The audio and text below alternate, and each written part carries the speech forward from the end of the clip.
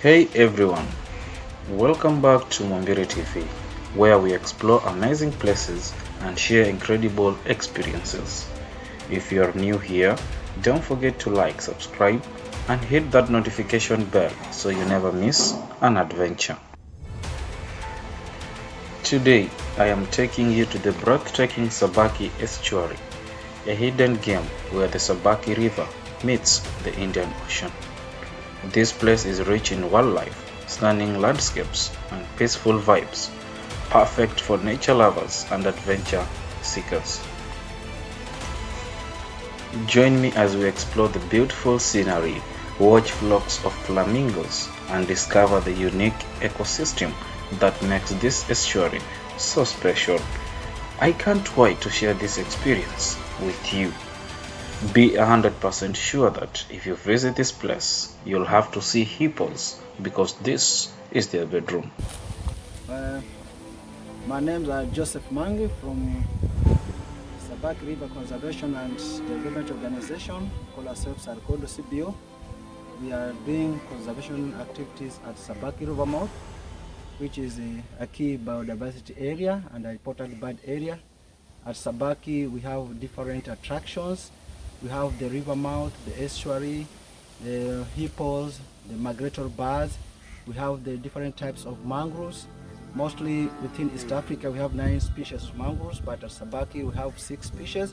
2 have gone to extinct. Stick around, enjoy the journey, and let me know in the comments if you've ever been here or if it's on your bucket list. Let's dive in. Pay attention to this interesting fact. So this area is called IBA, Important Bird Area, because most of the birds which are here are migratory birds. They fly far from Madagascar, southern Europe, just to come at this place during dry season, just to feed. And then when it is rain season, they fly back. So birds which are at Sabaki don't breed at this place. They just come for feeding season, then fly back because there are no any chicks of flamingos or any other birds. Birds are just seen feeding, but there are no young ones. In total, there are almost 96 species of birds which are here. So this place is very important because it holds hippos, crocodiles, fish, crustaceans, and even the people living around also benefit from this habitat.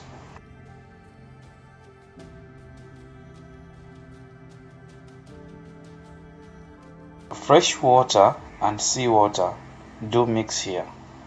So the water is not totally salt, where on the other hand it is not totally fresh. So even the hippos have adapted to this condition. So fishermen here benefit the most as they catch saltwater fish and prawns during high tide and freshwater fish and prawns during low tide.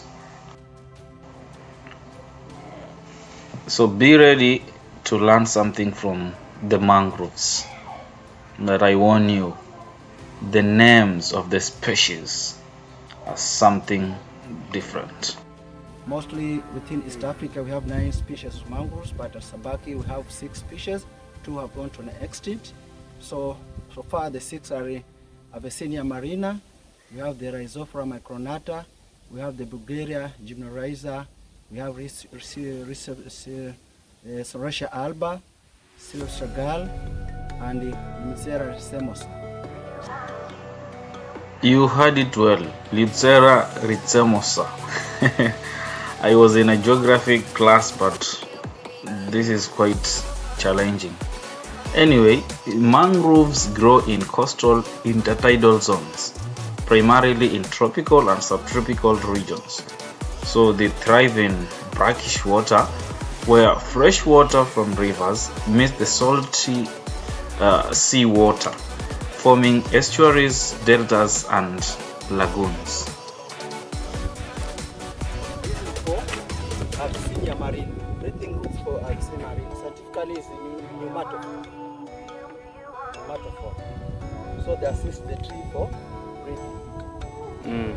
And also, mangrove tree is the best tree for carbon sequestration. It absorbs a lot of carbon dioxide.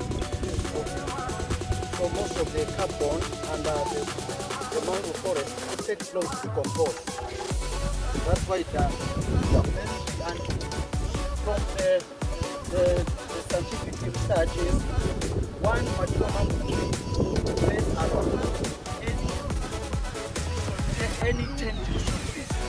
So if you have 10 trees with one mature mangrove tree, the capacity of absorbing carbon dioxide from the air with 10 trees, forest trees, with only one mangrove tree, it plays the same role.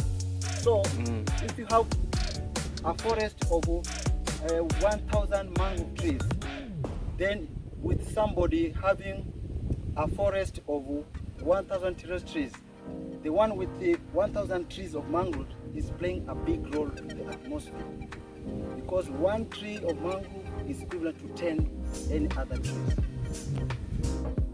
Most of the visitors who come here, others are coming for the educational tours, others are coming for scenic viewing, others are coming to study the estuary ecosystem. So we are most welcoming all the visitors to come. As they come, they contribute to the conservation effort done by the community by paying a little amount to support conservation and also support the livelihood around the community, and also support the restoration program which we have within the mangrove forest, where we do mangrove nurseries and also plant to the areas which are degraded.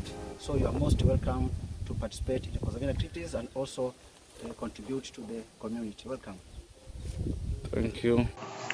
So I didn't have a drone camera to capture the aerial view of this place, but next time I hope I'll be able to do so for you to enjoy the beautiful views. Till next time, don't forget to like, share and subscribe for more videos. My name's Mwambire Zawadi John, and this is Mwambire TV.